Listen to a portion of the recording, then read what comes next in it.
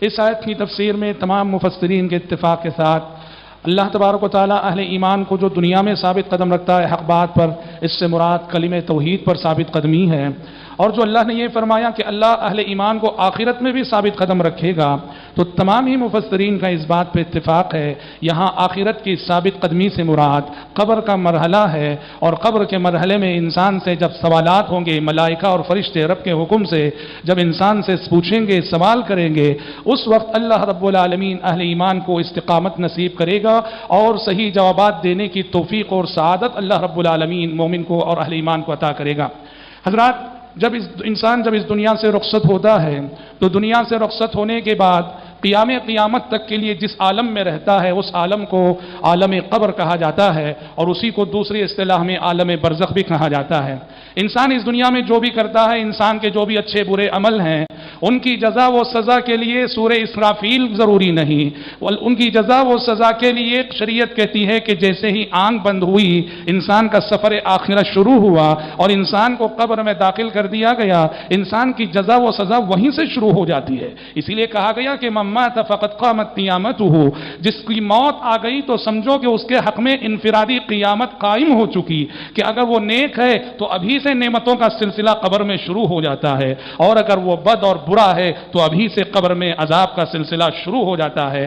اس طرح انسان کے اعمال کی جزا و سزا صرف آخرت میں نہیں، آخرت سے پہلے قیامت سے پہلے یہیں قبر سے شروع ہو جاتی ہے۔ اللہ رب العالمین نے فرعون اور آل فرعون کے سلسلے میں کہا النار یعرضون علیہا غدوا وعشیا ویوم تقوم الساعہ ادخلوا آل فرعون اشد العذاب، کہ آگ پر یہ فرعون اور فرعونی صبح و شام آگ پر پیش کیے جا رہے ہیں۔ جیسے حدیثوں میں آتا ہے ہر انسان کو صبح اور شام قبر میں اس کا ٹھکانہ دکھایا جاتا ہے، جنتی ہے تو جنت کا ٹھکانہ، جہنمی ہونے والا ہے تو جہنم کا ٹھکانہ۔ تو اللہ نے فرعون اور فرعونیوں کے بارے میں کہا النار یعرضون علیہا غدوا وعشیا، کہ ہر صبح اور ہر شام یہ آگ پہ پیش کیے جا رہے ہیں۔ ویوم تقوم الساعہ ادخلوا آل فرعون اشد العذاب، اور جب قیامت قائم ہو جائے گی تو ان فرعونیوں کو اور سخت عذاب میں داخل کر دو۔ عذاب قبر کا ثبوت ہے قرآن مجید میں۔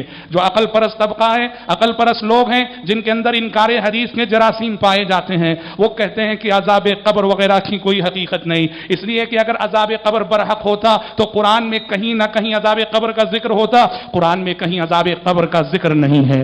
غلط ہے یہ بات، جھوٹی ہے یہ بات۔ قرآن مجید میں اللہ تعالیٰ نے عذاب قبر کا بھی تذکرہ کیا ہے، نعیم قبر کا بھی تذکرہ کیا ہے، قبر میں اہل ایمان پہ جو اچھے ایام گزریں گے ان کا تذکرہ ابھی سورہ ابراہیم کی جو آیت میں نے پڑھی اس میں اس طرف اشارہ ہے، اور قبر میں اہل کفر، اہل شرک اور اہل فسق و فجور پر جو برے حالات گزریں گے ان کا تذکرہ اللہ تعالیٰ نے فرعونیوں کے حوالے سے اسی سورہ مومن کی آیت میں اللہ رب العالمین نے کیا ہے۔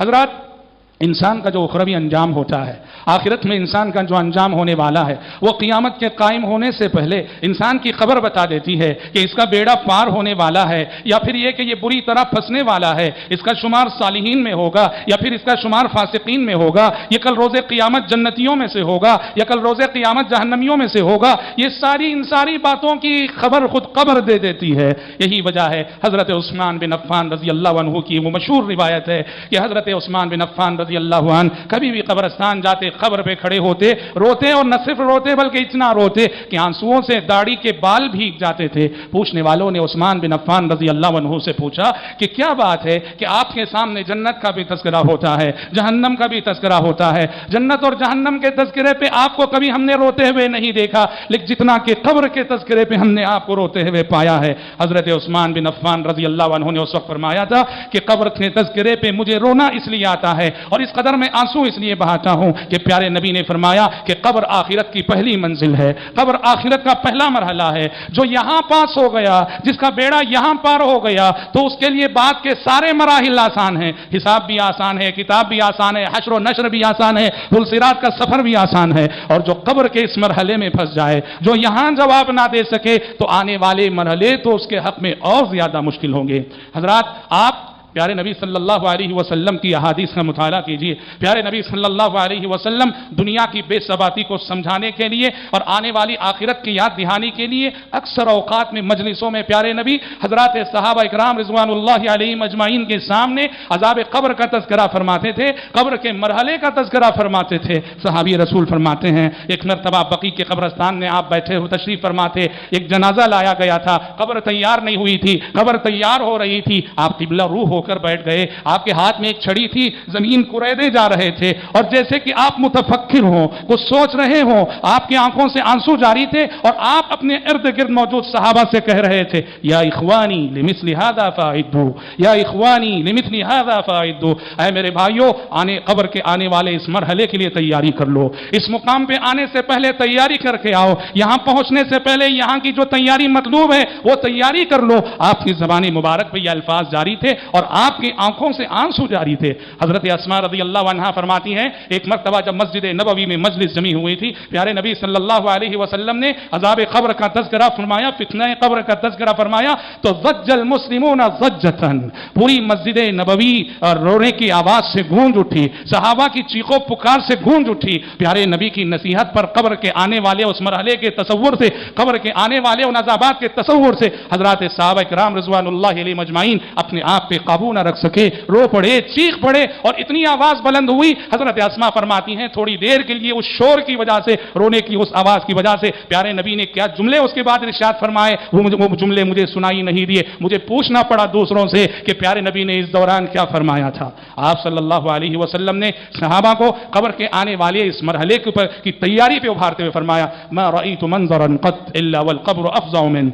ایک مرتبہ آپ نے فرمایا ما رأيت منظرا قط الا والقبر افظع منه، کہا کہ لوگوں میں نے قبر سے زیادہ بھیانک منظر کوئی نہیں دیکھا ہے، قبر سے زیادہ بھیانک منظر میں نے کوئی نہیں دیکھا ہے. اور ایک مرتبہ تو آپ نے فرمایا فلولا ألا تدافنوا لدعوت الله أن يسمعكم من عذاب القبر الذي أسمع منه. کہا کہ اگر اس بات کا اندیشہ نہ ہوتا کہ تم اپنے مردوں کو دفن کرنا چھوڑ دو گے تو میں اللہ سے دعا کرتا کہ عذاب قبر کی جو آوازیں میں سنا کرتا ہوں، میں اللہ سے دعا کرتا کہ وہ آوازیں تمہیں بھی سنائے. لیکن مسئلہ یہ ہے اگر میں دعا کر دوں عذاب قبر کی یہ چیخ و پکار تم سن لو گے، کل اپنے کسی بھی عزیز اور رشتہ دار کو زمین میں دفن نہیں کرو گے. اس لیے آپ صلی اللہ علیہ وسلم نے یہ دعا نہیں کی. گویا نبی ہونے کی حیثیت سے، رسول ہونے کی حیثیت سے عذاب قبر کی بعض آوازیں اللہ رب العالمین پیارے نبی صلی اللہ علیہ وسلم کو سنایا کرتا تھا.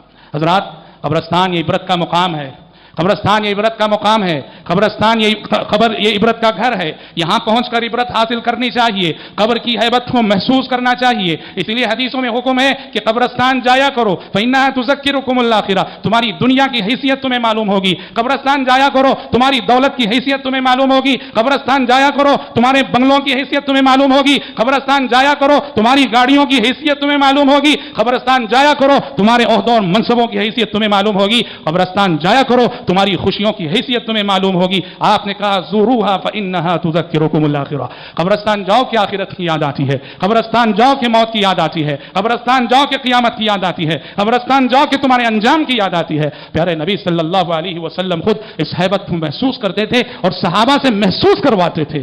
جب ایک مرتبہ آپ صلی اللہ علیہ وسلم ایک صحابی کی تدفین سے فارغ ہوئے، کون تھے یہ؟ حضرت سعد بن معاذ رضی اللہ عنہ. ان کی تدفین سے فارغ ہوئے، جیسے ہی تدفین سے فارغ ہوئے آپ اللہ اکبر بہت دیر تک اللہ کی کبریائی بیان کرنے لگے. صحابہ بھی آپ کو سن کر اللہ اکبر کا ورد کرنے لگے. پھر آپ نے سبحان اللہ کہنا شروع کیا. صحابہ نے بھی آپ کی تسبیح کو سن کر انہوں نے بھی سبحان اللہ کہنا شروع کیا. اور جب آپ خاموش ہوئے صحابہ نے پوچھا کہ اللہ کے نبی ماجرا کیا ہے، کیوں آج آپ نے خلاف معمول بہت دیر تکبیر کی پھر تسبیح کی؟ آپ نے فرمایا لقد تضايق على هذا العبد الصالح قبره حتى فرج عنه، کہا کہ اس نیک بندے پر جب ہم نے انہیں دفن کیا ایک مرتبہ قبر تنگ ہو گئی، اسی لیے میں نے اللہ اکبر اور سبحان اللہ کہا، یہاں تک کہ قبر پھر کشادہ کر دی گئی. ایک اور حدیث میں آپ نے انہی سعد بن معاذ رضی اللہ عنہ کے بارے میں فرمایا هذا الذي تحرك له العرش وشهده 70,000 من الملائكة لقد ظلمة ثم فرج عنه، کہ یہ سعد بن معاذ جن کی موت پر اللہ کا عرش حرکت میں آ گیا، جن کی نماز جنازہ میں 70,000 فرشتوں نے حاضری دی تھی، جب انہیں دفن کیا گیا تو قبر ایک مرتبہ قبر نے انہیں دبوچا، پھر قبر کشادہ کر دی گئی. حافظ ابن حجر اسقلانی رحمہ اللہ نے اس کی توجیہ کرتے ہوئے لکھا ہے کہ قبر کا ایک مرتبہ دبانا حضرت سعد بن معاذ کے لیے یہ عذاب نہ تھا، یہ عذاب نہ تھا، کیوں عذاب ہوگا؟ کہ ان کی موت پر اللہ کا عرش حرکت میں آ گیا تھا، ان کے جنازے میں ملائکہ اور فرشتوں نے حاضری دی تھی۔ ابن حجر فرماتے ہیں رحمہ اللہ، گویا ہر انسان کے ساتھ ایک مرتبہ ایسا ہوگا، وہ نیک سے نیک بھی کیوں نہ ہو، جب قبر میں دفن کیا جائے گا ایک مرتبہ اسے قبر دبا کر چھوڑے گی۔ ہر انسان کے ساتھ ایسا ہونے والا ہے۔ اگر اس دبانے سے کوئی بچ سکتا تھا، سعد بن معاذ بچ سکتے تھے، سعد بن معاذ کے ساتھ جب ایسا ہوا ہے تو کوئی انسان اس سے بچ نہیں سکتا ہے۔ یہ توجیہ حافظ ابن حجر عسقلانی رحمہ اللہ نے پیش کی ہے۔ حضرات یاد رکھیے، تین چیزیں ہیں، تین باتیں ہیں، تین چیزوں کی معرفت جس انسان کو جس قدر ہوگی، اور ان تین چیزوں کو جو جس قدر جانے گا، اور جو ان تین چیزوں کے جس قدر حقوق ادا کرے گا، اس کے لیے قبر کی منزل بہت آسان ہے، اس کے لیے قبر کا مرحلہ بہت آسان ہے۔ یہ تین چیزیں کون سی ہیں؟ ایک ہے اس دنیا میں، اس زندگی میں رہتے ہوئے اللہ رب العالمین کی معرفت، اللہ کے حقوق کی معرفت، اللہ کی توحید کی معرفت، اللہ کے حق عبادت کی معرفت، اللہ کے اسماء و صفات کی معرفت، جو اللہ کو جس قدر جانے گا، رب کی معرفت۔ دوسرے ہیں نبی کی معرفت، نبی کریم صلی اللہ علیہ وسلم کی پہچان، آپ صلی اللہ علیہ وسلم کے حقوق کیا ہیں، آپ صلی اللہ علیہ وسلم کی پیروی کیسے کرنی چاہیے، نبی کی معرفت۔ اور تیسری چیز ہے دین کی معرفت، دین اسلام کی معرفت۔ اور یہ دین کے وہ تین بنیادی اصول ہیں جن کا تذکرہ پیارے نبی نے اس ذکر میں فرمایا، رضیت باللہ ربا وبالاسلام دینا وبمحمد صلی اللہ علیہ وسلم نبی و رسولا، میں راضی ہو گیا اللہ سے رب ہونے کے اعتبار سے، اس کو رب مان کر سارے دنیا کے خداؤں کو میں جھٹلا دیتا ہوں، میں اس ایک رب سے راضی ہو گیا، اور میں راضی ہو گیا اسلام سے، دین ہونے کے اعتبار سے، دین اسلام کو اپنا مذہب تسلیم کرنے کے بعد دنیا کے سارے مذاہب کو میں جھٹلا دیتا ہوں، اور میں راضی ہو گیا محمد صلی اللہ علیہ وسلم سے نبی اور رسول ہونے کے اعتبار سے، آپ کو اپنا رہنما تسلیم کرنے کے بعد دنیا کے اور سارے مذہبی رہنماؤں سے میں بیزار ہو جاتا ہوں، بے نیاز ہو جاتا ہوں۔ جس شخص کو ان تین باتوں کی جس قدر معرفت ہوگی، قبر کا مرحلہ اس کے لیے اسی قدر آسان ہوگا۔ یہی وجہ ہے کہ قبر میں جو تین سوال ہوں گے وہ انہی تینوں باتوں کے سلسلے میں، من ربک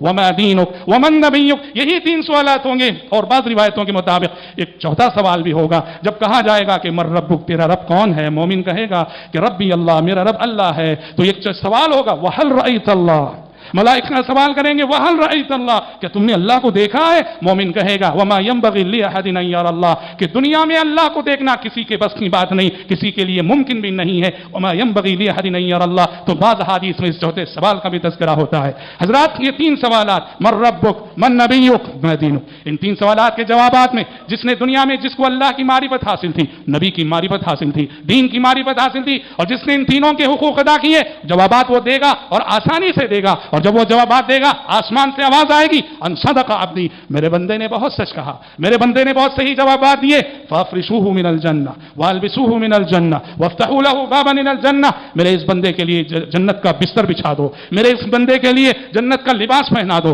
میرے اس بندے کے لیے جنت کا ایک دریچہ کھول دو، جنت کی ٹھنڈی ٹھنڈی ہوائیں اس کی طرف آئیں گی، اور پھر قبر کشادہ کر دی جائے گی، اتنی کشادہ کر دی جائے گی 70 گز لمبی اور 70 گز چوڑی۔ حضرات آج ہمیں دیکھنے میں قبر کے بازو قبر، 6 فٹ کی قبر، 6 فٹ لمبی قبر، 2.5 فٹ چوڑی قبر، قبر کے بازو قبر، لیکن ہمارے لیے یہ مسافتیں ہیں، لیکن جو قبر میں اہل ایمان ہیں، قبر میں جو متقی بندے ہیں، ان کے لیے ان کی قبر سے دوسری قبر تا حد نگاہ دور ہوگی۔ اللہ رب العالمین ان کی قبر کو اتنی کشادہ کرے گا، ہم جیسے سمجھتے ہیں وہ چھوٹا سا گڑھا ہوگا، اہل ایمان کے لیے نہیں، اہل ایمان کے لیے تا حد نگاہ، تا حد بصر اور تا حد نظر کشادگی ہی کشادگی ہوگی، جیسے وہ ہمارے لیے دیکھنے والوں کے لیے ایک چھوٹا سا گڑھا ہے، وہ گڑھا نہ ہوگی۔ اور پھر اس مومن سے کہا جائے گا نم نم کنومت العروس الذی لا یوقظہ الا حب اہلہ الیہ، سو جاؤ اور ویسی پیاری نیند سو جاؤ جیسی ایک نئی نویلی دلہن سوتی ہے، ایسی نیند سو جاؤ حتی یبعثک اللہ من مضجعک ذلک، یہاں تک کہ اللہ تعالیٰ روز قیامت تمہیں اٹھا نہ لے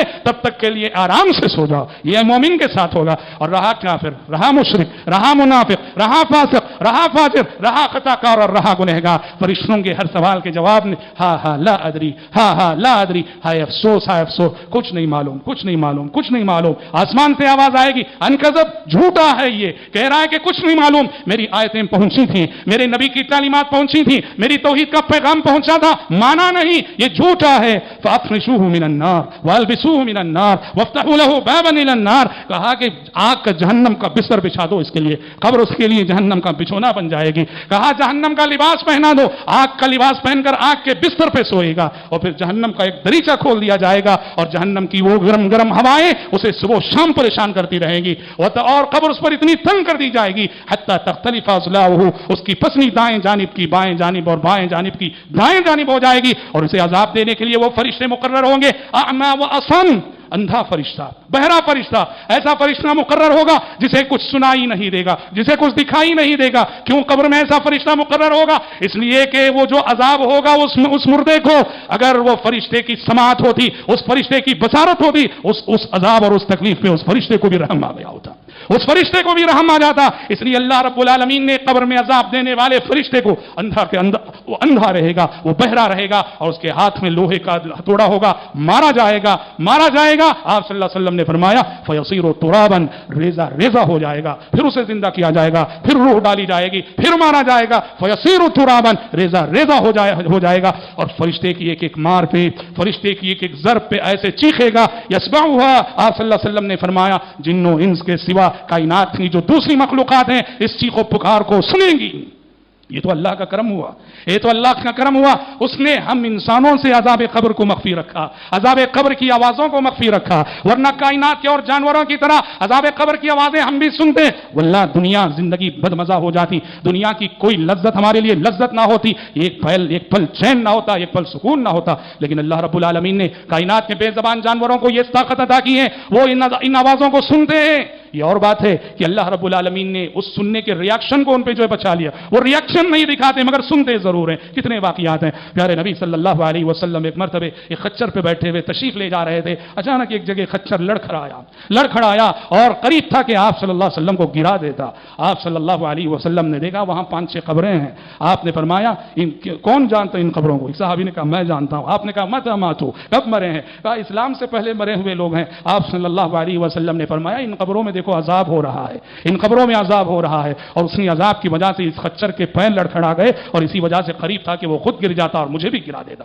हजरात, कब्र ये तन्हाई का घर है, कब्र ये तारीकी का घर है। यहाँ हम सबको तन्हा ही रहना है, तन्हा ही जाना है। यहाँ ना कोई दोस्त होगा, यहाँ ना कोई रिश्तेदार होगा, यहाँ ना कोई गमखार होगा, यहाँ ना कोई साथी होगा, यहाँ ना कोई हमदर्द होगा। कब्र की इस तन्हाई में हमारी परेशानी को दूर करने के लिए, हमारी रिफाकत को निभाने के लिए एक ही चीज है और वो है हमारा अपना अमल, हमारा अपना अमल। प्यारे नबी सल्लल्लाहु अलैहि वसल्लम ने फरमाया मोमिन जब कब्र में होता है, मोमिन जब कब्र में होता है, एक खूबरू नौजवान उसके सामने आता है, ये खूब शक्ल नौजवान उसके सामने आता है, एक खूबसूरत नौजवान उसके सामने आता है। मोमिन पूछता है कौन हो तुम? वो कहता है अना अमलुका सालिह, मैं तेरा अमल हूं, तेरी नमाजें, तेरी रियाजतें, तेरी इबादतें, तेरे रोजे, तेरा सदका खैरात, तेरे उम्रे, तेरे हज, तेरा जिक्र, तेरी तिलावत। अल्लाह ने आज मुझे इस शक्ल में भेजा है ताकि कब्र में मैं तेरा गमखार बनूं, कब्र की इस तन्हाई में मैं तेरा साथी बनूं। तो हजरात एक वाहिद अमल है, एक वाहिद अमल है जो सफर आखिरत में और कब्र के इस मरहले में, कब्र की इस मंजिल में हमारा साथ निभाएगा और हमारी रिफाकत निभाएगा। न बीवी बच्चे, न दोस्तों अहबाब, न तिजारत कारोबार। कितना बदनसीब है वो शख्स जो इस जैसे वफादार साथी को नजरअंदाज करे, अमल जैसे वफादार साथी को। जब वो उस वक्त हमारा साथ देगा जब दोस्तों अहबाब साथ नहीं देंगे, रिश्तेदार साथ नहीं देंगे, अकारिब साथ नहीं देंगे, हमारे अपने साथ नहीं देंगे, उस वक्त साथ देने वाला साथी हमारा अपना अमल है। इस साथी को अपना दोस्त बनाओ, इस साथी से अपने ताल्लुकात को मजबूत करो, इस साथी से अपनी दोस्ती को मजबूत करो। यही मुखलिस साथी है, हमदर्द साथी है जो सफर आखिरत में हमारी रिफाकत निभाएगा और हमारे साथ साथ चलेगा। हजरात, कब्र में जो होते हैं और कब्रस्तान में जो होते हैं वो हर कदम और हर लम्हा हमारी दुआओं के मुस्तहिक होते हैं। कब्रस्तान जाना नौजुबिल्लाह, उनसे मांगने के लिए, उनसे फायदा हासिल करने की नीयत से, ये बहुत बड़ी भूल है और इसी का नाम शिर्क है। शरीयत ने यह तस्वर दिया है जो कब्रों में होते हैं वह औलिया क्यों ना हो, अत्किया क्यों ना हो, सुलहा क्यों ना हो, वो तुम्हारी दुआओं के मोहताज हैं, तुम उनकी दुआओं के मोहताज नहीं। जो जमीन पर हो उन्हें तुम्हारी दुआओं की जरूरत है। इसलिए जो भी कब्र में है, कब्रस्तान जब भी जाओ उनके हक में दुआ करो। आपका मामूल था तदफीन से फारिग होते तो आप सल्लल्लाहु अलैहि वसल्लम की तालीम थी, गलत है कि तदफीन से फारिग हुए और फौरन निकल के आगे नहीं, वहां खड़ो, वहां रुको और कब्र वालों के हक में दुआ करो। इस्तगफिरू ली अखीकुम वसलू लहु तस्मीम फइन्नहु अलआन युसल। अपने इस भाई के लिए अल्लाह से मगफिरत की दुआ करो, अल्लाह से साबित कदमी मांगो। फइन्नहु अलआन युसल, अभी इसमें सवाल जवाब होने वाले हैं, लिहाजा तुम्हारी दुआओं का वो शदीद मोहताज है, उसके हक में ज्यादा से ज्यादा दुआ करो। हुक्म है कि जब भी कब्रस्तान जाओ दुआ दे दो इन कब्र में मौत की आगोश में सोए हुए लोगों के लिए। तुम जो बड़ा से बड़ा तोहफा दे सकते हो इनके लिए, बड़ा से बड़ा हदिया दे सकते हो इनके लिए, वो तुम्हारी दुआएं हैं। आपने ये मसनून मजमून अल्फाज सिखाए, अस्सलामु अला अहले दियारी मिनल मुमिनीन वल मुस्लिमीन अंतुम सलफुना व नहनु बिल अथर व इन्ना इंशाअल्लाहु बिकुम ललाहिकून नसअलुल्लाह लना व लकुमुल आफिया। ये लंबी सी दुआ है। आपने कहा कि कब्रिस्तान जाओ तो ये दुआ पढ़ो, कहा कि ऐ अहले ईमान जो यहां सोए हुए हैं तुम पर सलामती हो, अंतुम सलफुना व नहनु बिल असर, तुम हमसे आगे आ गए, हम भी तुम्हारे पीछे आने वाले हैं, नसअलुल्लाह लना व लकुमुल आफिया, हम तुम्हारे लिए भी चैन मांगते हैं अल्लाह से, आफियत मांगते हैं अल्लाह से, और कल जब हम यहां आ जाएंगे हमारे लिए भी हम रब्बुल आलमीन से आफियत मांगते हैं। ये दुआएं हैं जो आराम पहुंचाती हैं। प्यारे नबी बकी तशरीफ ले गए एक मरतबे, वहां दुआ की और दुआ करने के बाद आपने फरमाया इन हादिहिल क़ुबूर ममलूअतन ज़ुल्मतन अला अहलिहा ममलूअतन ज़ुल्मतन अला अहलिहा व इन्नल्लाह युनव्विरुहा बिस्सलाति अलैहिम। आपने बकी में दुआ करने के बाद कहा ये सारी कब्रें तारीकी से भरी हुई थी, तारीकियों से भरी हुई थी, अल्लाह ने मेरी दुआ के जरिए इन कब्रों को मुनव्वर कर दिया है, रोशन कर दिया है। पता चला दुआएं कब्र में कब्र वालों को नूर फराहम करती हैं, रोशनी फराहम करती हैं, और बड़ा से बड़ा तोहफा जो हम इन कब्र की आगोश, मौत की आगोश में कब्र में सोए हुए लोगों को जो दे सकते हैं वो यही दुआ का हदिया है। हजरात, प्यारे नबी सल्लल्लाहु अलैहि वसल्लम ने अहादीस में कुछ ऐसे असबाब की तरफ भी इशारा किया है जहां इंसान जिन असबाब की वजह से अज़ाब कब्र का हकदार हो जाता है, हमें उन असबाब से बचने की पूरी कोशिश करनी चाहिए। बिलउमूम कुफ्र, शिर्क, निफाक, मासियतें, गुनाह ये अज़ाब कब्र का सबब है, लेकिन खास तौर पे आप सल्लल्लाहु अलैहि वसल्लम ने जिना को अज़ाब कब्र का बहुत बड़ा सबब बताया है, सूदखोरी, सूद खाने को अज़ाब कब्र का सबब बताया है, और लंबी लंबी झूठी बातें, डींगे हाँकना, झूठी बातें फैलाने को ये अज़ाब कब्र का सबब बताया है, और पेशाब के कतरों से न बचने को अज़ाब कब्र का सबब बताया है। चुगलखोरी, इधर की बात उधर लगाना और उधर की बात इधर लगा के लड़ाना, इसको आपने अज़ाब कब्र का सबब बताया है। हजरत इब्न अब्बास फरमाते हैं आप सल्लल्लाहु अलैहि वसल्लम का गुजर दो कब्रों पर से हुआ, आपने वहां रुक के फरमाया इन्नहुमा ला युअज़्ज़बान, कहा कि इन दोनों कब्रों में अजाब हो रहा है, वमा युअज़्ज़बानी फी कबीर, और ऐसा नहीं कि किसी बहुत बड़े गुनाह की वजह से अजाब हो रहा है। अम्मा अहदुहुमा फकाना ला यस्तंज़िहु मिन मौमिन बौली, रहा इन दोनों में से एक शख्स तो वो अपने पेशाब के कतरों से बचता ना था, अपना पेशाब इंसान के पेशाब के कतरों से। अगर जो शख्स पेशाब से पाकी नहीं रखता, पाकी हासिल नहीं करता, पेशाब करके ऐसे उठ जाता है, अज़ाब कब्र का मुस्तहिक बनेगा वो। जब भी इस्तिंजा को जाए पाकी हासिल करना जरूरी है, और कतरे जो है कहीं उछल ना जाए, लग ना जाए, ये एहतियात भी जरूरी है। अम्मा अहदुहुमा फकाना ला यस्तंज़िहु मिन बौलिह व अम्मा अल-आखर फकाना यमशी बिन नमीमा, और रहा ये दूसरी कब्र में जो अजाब हो रहा है इसका गुनाह ये था, ये चुगलखोर था, वो इधर की बातें उधर पहुंचाकर, उधर की बातें इधर पहुंचाकर ये नफरत की आग लगाया करता था, लोगों को लड़ाया करता था। ये जो है अजाब का सबब बने ये अमाल। हजरात, जहां आप सल्लल्लाहु अलैहि वसल्लम ने अजाब कब्र के असबाब बताए, वहीं अजाब कब्र से नजात के असबाब भी बताएं। इंसान अजाब कब्र से कैसे नजात पाएगा और क्या अमाल है? बिलउमूम ईमान, तकवा, अमल सालेह, हर नेकी इंसान को अजाब कब्र से बचाएगी। लेकिन खास तौर पर आप सल्लल्लाहु अलैहि वसल्लम ने फरमाया जब जिहाद कायम हो तो इस्लामी मुल्क की सरहद पे खड़े होकर निगरानी करना। इस्लामी मुल्क की सरहद पे खड़े होकर जो सिपाही जो निगरानी करता है वो अजाब कब्र से बचा लिया जाता है, उसके हक में अजाब कब्र न होगा। इसलिए कि ये काम इतना मुश्किल काम है और इतने खतरात से घिरा हुआ काम है, जो इस काम को अंजाम दे दे वो अजाब कब्र से महफूज रहेगा। और रहा एक दूसरा अमल जो हर एक आसानी के साथ कर सकता है, आपने फरमाया सूरह मुल्क की तिलावत, सूरतुल मुल्क, तबारकल्लज़ी बियदिहिल मुल्क व हुवा अला कुल्लि शैइन क़दीर, सूरतुल मुल्क की कसरत से तिलावत यह अज़ाब क़ब्र से तहफ़्फ़ुज़ का बहुत बड़ा सबब है। आपने सूरतुल मुल्क के बारे में फरमाया सूरतुन फिल कुरान 30 आया शफ़ाअत लिरजुल हत्ता गुफ़िर लह, कुरान मजीद में एक सूरत है जिसमें 30 आयतें हैं। इस सूरत ने एक शख्स के हक में अल्लाह से सिफारिश की और इस सूरत की सिफारिश पर अल्लाह ने उस शख्स को माफ कर दिया, यानी वो सूरह मुल्क थी। इसलिए एक हदीस में आपने फरमाया सूरह मुल्क के सिलसिले में हियल मानिया हियल मुनजिया, ये इंसान को अज़ाब क़ब्र से नजात दिलाने वाली सूरत है और ये इंसान को अज़ाब कब्र से हिफाजत करने वाली सूरत है। इसलिए हदीसों में आता है कि प्यारे नबी का मामूल था हर शाम सोने से पहले बिस्तर पे जाते हुए आप सूरह मुल्क पढ़ा करते थे। तो सूरह मुल्क की कसरत से तिलावत यह अज़ाब कब्र से हिफाजत का बहुत बड़ा जरिया और बहुत बड़ा सबब है। और वैसे प्यारे नबी की तालीम है हजरात, अज़ाब कब्र एक ऐसी चीज है कि हर नमाज में इससे पनाह मांगना चाहिए। चुनांचे आप सल्लल्लाहु अलैहि वसल्लम की सुन्नत थी, आपका मामूल था, आप हर नमाज के आखिरी तशहुद में जो मसनून दुआएं पढ़ा करते थे और जिनके पढ़ने का ताकीदी हुक्म आया है उसमें से ये भी है अल्लाहुम्मा इन्नी अऊज़ु बिका मिन अज़ाबिल क़ब्र व अऊज़ु बिका मिन अज़ाबि जहन्नम। तो अज़ाब कब्र से पनाह हर नमाज में मांगनी चाहिए, हर नमाज के तशहुद में मांगनी चाहिए, लम्हा भर के लिए भी और जिंदगी में किसी भी दिन अज़ाब कब्र से गाफिल नहीं होना चाहिए। दुआ रब्बुल आलमीन से अल्लाह रब्बुल आलमीन मुझ कहने वाले को, आप सुनने वालों को अल्लाह रब्बुल आलमीन दुनियावी अज़ाबात से, उखरवी अज़ाबात से, कब्र के फितने से, कब्र के अज़ाबात से अल्लाह हम सबको महफूज रखे। हमारे वो रिश्तेदार जो दुनिया से रुखसत हो चुके हैं, वो अहले ईमान जो दुनिया से ईमान की हालत में रुखसत हो चुके हैं, अल्लाह उन सबों को अज़ाब कब्र से बचाए। और कल जब हम सब इस अंजाम को पहुंचेंगे अल्लाह हम सब पे भी रहम फरमाए और हम सबको भी अल्लाह अज़ाब कब्र से बचाए। आमीन। बारक अल्लाह